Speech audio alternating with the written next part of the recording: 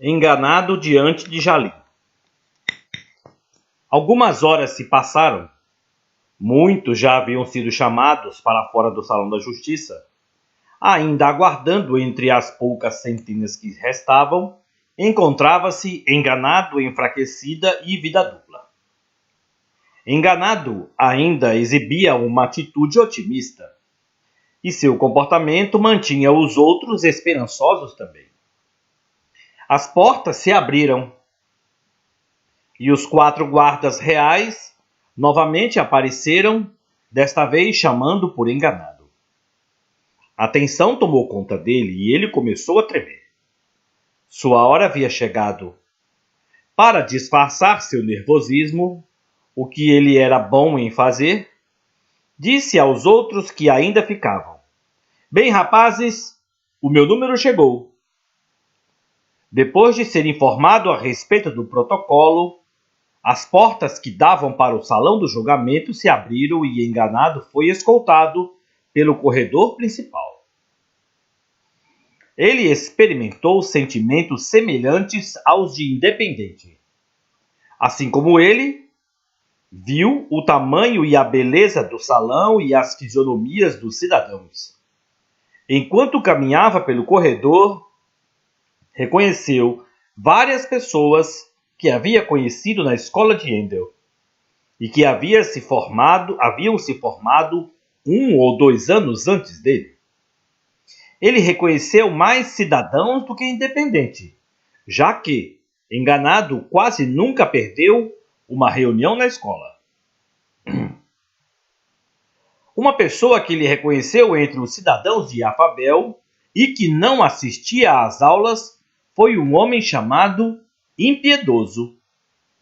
Ele era conhecido como um dos mais notórios homens maus da comunidade de Endel. Enganado parou bruscamente, perguntando-se: "O que ele está fazendo aqui?" O chefe da guarda fez um sinal para Enganado, indicando que ele poderia falar com aquele homem. Enganado foi até ele e perguntou: "Você é impiedoso?" O homem respondeu: "Um dia fui conhecido como impiedoso, mas o senhor Jalim mudou o meu nome no trono do julgamento para Reconciliado." Enganado perguntou: "Como você veio parar aqui em Afabel? Você era considerado um homem mau pela maioria das pessoas da nossa comunidade. Você nunca foi à escola e você se opunha a Jalim mais do que qualquer pessoa que eu conheça." Reconciliado respondeu: "Sim, é verdade, mas eu odiava ser quem era e fazer o que fazia.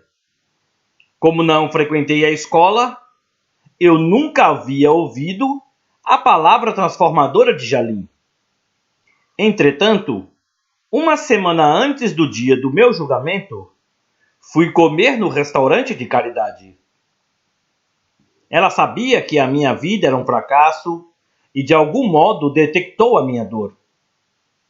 Ela pagou o meu jantar com uma condição: a de que eu ficasse e conversasse com ela. Então, ela passou 2 horas falando-me a respeito de Jalim, de sua bondade, de sua salvação e deste lugar chamado Afabel." Reconciliado continuou: "Ela explicou que não era tarde demais para que eu entregasse a minha vida a este grande líder. Eu ainda podia ser perdoado incondicionalmente e aceito como cidadão do seu reino. Fui dominado pelo amor de Jalim e comprometi o resto da minha vida ao seu senhorio. Embora eu só tenha podido servi-lo por 1 semana em Endel, eu o fiz de todo o coração. Procurei aqueles a quem eu devia, a quem eu havia oprimido, ou de quem havia roubado, e pedi que me perdoassem. Devolvi mais do que lhes havia tirado." Enganado estava sem fala. Ele olhou novamente para o guarda, que assentiu afirmativamente. Reconciliado, então voltou ao seu lugar e Enganado continuou andando em direção ao trono. Enquanto caminhava, ele não podia deixar de ponderar sobre o que acabara de ouvir. Ele havia ouvido falar da grande misericórdia de Jalim, mas agora havia testemunhado isso de uma forma incrível. Aquele homem havia sido uma das piores pessoas que ele já havia conhecido, e agora ele era tão parte da realeza quanto os demais. Enganado estava convencido mais do que nunca de que obteria o favor de Jalim, pelo fato de crer nele de uma maneira tão forte. Enquanto o Enganado apresentou-se diante do trono, recebeu a mesma ordem de independente: preste-me contas da sua mordomia. Assim como independente, ele testemunhou sua vida na grande tela, desde o primeiro dia de escola até o dia anterior. Que alívio ver a sua fiel frequência à escola e o seu apoio aberto a Jalim diante da Assembleia. No entanto, logo ele ficaria horrorizado. Seu estilo de vida o acusava. Ele havia justificado seu comportamento, mas, quando veio à luz diante desse majestoso juiz e destas testemunhas moralmente puras, ficou constrangido e envergonhado. Quando a revelação de sua promiscuidade sexual foi levada ao conhecimento daquela Assembleia Real, ele desejou rastejar até um buraco e esconder-se. Não apenas os seus atos foram trazidos à luz, como também os seus motivos e intenções. Como Jalim podia saber dessas coisas? Como ele podia julgar Enganado por coisas que ninguém sabia? Seus segredos mais íntimos já não estavam mais ocultos. Toda a Assembleia assistiu à sua luxúria por ganhos nas suas transações de negócios, nas vendas de suas casas e no desenvolvimento de terras. Eles viram a difamação e a maledicência que ele costumava utilizar para conseguir o que queria. Parecia que tudo que ele fizera era movido pelo seu desejo de ter mais. Ele queria tudo à sua maneira e tudo para si. Contra os fatos, não há argumentos. Entretanto, ele consolou-se no fato de que nada disso realmente importava, porque ele acreditava em Jalim e professava sua lealdade a ele. Depois que sua vida foi inteiramente revista, Jalim então voltou-se para o escriba real e perguntou: Enganado está escrito no livro da vida? O escriba respondeu: Não, meu senhor. Jalim anunciou: Enganado, você é culpado por me negar e deve ser levado à terra abandonada de Loni para passar o resto de sua vida no tormento das trevas, desespero e solidão profunda. Enganado ficou paralisado, completamente em choque. Sua mente corria. Não, deve ser um engano. Isso não pode estar acontecendo. Sou crente em Jalim. O que ele quer dizer com me negar? Ele perguntou: Como eu o neguei? Então Jalim disse: Você não ouviu quando seus professores advertiram acerca daqueles que alegam conhecer Jalim, entretanto o negam pelo seu modo de vida? Novamente Enganado retrucou: Mas, grande rei, eu frequentei a sua escola, eu era fiel em não perder as aulas e estava envolvido em muitas atividades. Eu até o chamava de senhor. Jalim imediatamente respondeu: Por que me chamais senhor, senhor, e não fazes o que vos mando? Você não ouviu as minhas palavras quando eu disse: nem todos os que falam como gente religiosa são realmente assim. Tais pessoas podem referir-se a mim como Senhor. Porém, apesar disso, não entrarão em Afabel. Porque a questão decisiva é se elas obedecem ao meu Pai do céu ou não. No juízo, muitos me dirão: Senhor, Senhor, nós falamos aos outros a seu respeito e usamos o seu nome. Mas eu responderei: vocês nunca foram meus. Vão embora, porque as suas obras são más. Enganado entrou em pânico. Mas eu tive fé. Eu acreditei em você. Então, de acordo com a sua palavra, eu deveria ser salvo. Jalim foi paciente, mas resoluto. Ele olhou para um cidadão da Assembleia, um ex-professor da escola que agora se sentava em um trono menor, e disse: leia para enganado o que você ensinou em suas aulas.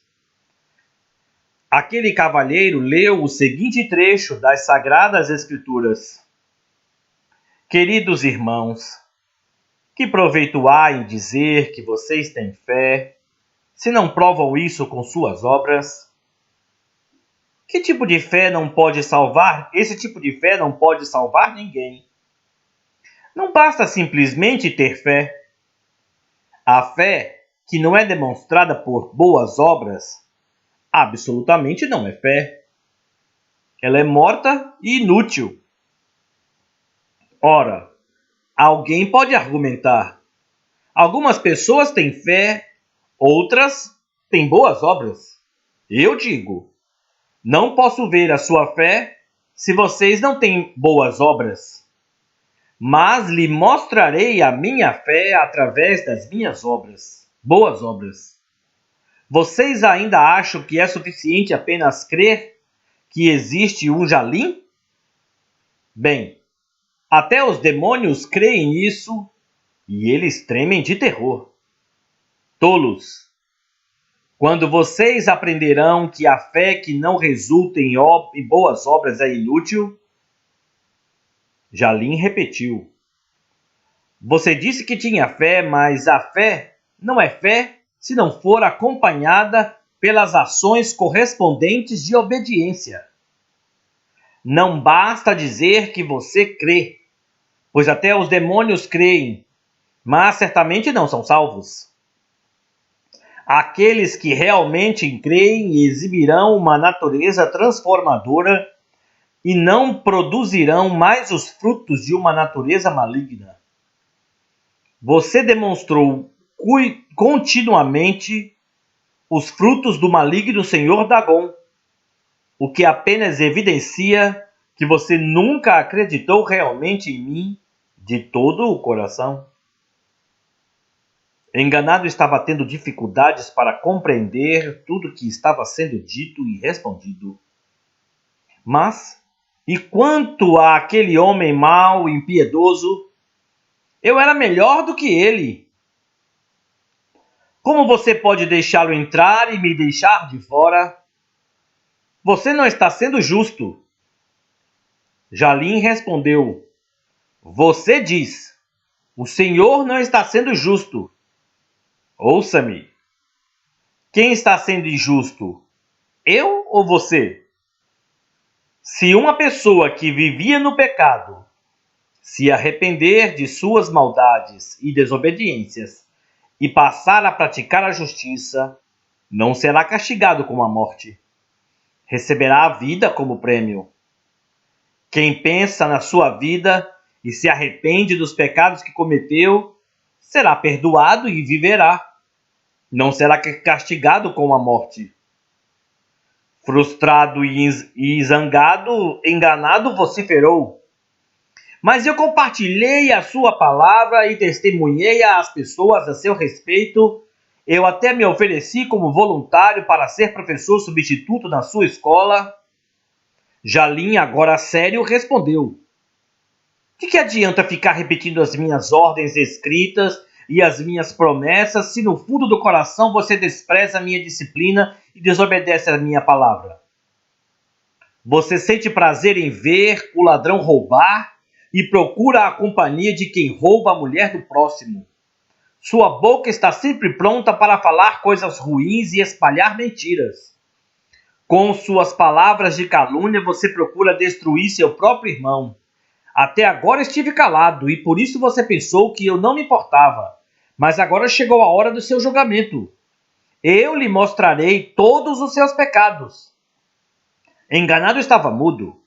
Sua mente se revolvia. Ele não tinha mais nada para dizer em sua defesa. Alguns instantes se passaram. Então, ordenou o rei aos serventes: amarrai-o de pés e mãos e lançai-o para fora nas trevas. Ali haverá choro e ranger de dentes. Quando o chefe da guarda se aproximou, enganado lançou palavras obscenas contra Jalim, contra os guardas e contra os próprios cidadãos de Afabel. Enfurecido, ele se contorcia violentamente. Qualquer bem que houvesse dentro dele foi engolido pela revelação de sua verdadeira natureza. Ele teve suas mãos e pés atados e foi levado para fora do auditório, amaldiçoando a todos durante o trajeto. Assim como independente, ele foi preso até que o julgamento de todos terminasse. Quando enganado deixou o auditório, Jalim dirigiu-se à reunião de testemunhas. Há daqueles que são puros aos próprios olhos e que jamais foram lavados da sua imundícia.